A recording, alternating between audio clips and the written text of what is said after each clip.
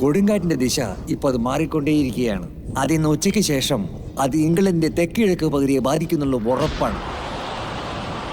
നിങ്ങൾ ഒരു കാര്യം മറന്നു. ഈ കൊടുങ്കാറ്റെന്നത് നിസ്സാരമൊന്നുമല്ല. ഇത് ഇംഗ്ലണ്ടിൽ നിന്നുമാണ് ആരംഭിച്ചിരിക്കുന്നത്. ഇത് ഭയാനകരമാണ്. നമ്മൾ സ്വരുക്കൂട്ടിയ സമ്പാദ്യമല്ല. നമുക്ക് അനുഭവിക്കാൻ കഴിയുമെന്ന് തോന്നുന്നില്ല. അങ്ങനെയാണെങ്കിൽ മധ്യലണ്ടൻ ഇപ്പോ അപകടത്തിലാണെന്ന് പറഞ്ഞു വരുന്നല്ലേ? ഓർക്കുമ്പോ തന്നെ പേടിയാവുകയാണ്.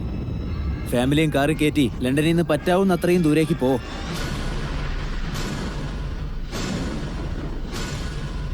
അങ്ങനെയാണെങ്കിൽ അടിയന്തര കാലാവസ്ഥ അറിയിക്കാൻ പോവുകയാണ്. ഇത് ജനങ്ങളിൽ ഭീതി ഉളവാക്കും. എത്ര ജനങ്ങൾക്ക് ഇത് ബാധിക്കാൻ പോകുന്നറിയോ? ഏകദേശം 1.5 ലക്ഷം ആളുകൾ. നമ്മൾ ജനങ്ങളെ രക്ഷിച്ചേ തീരൂ.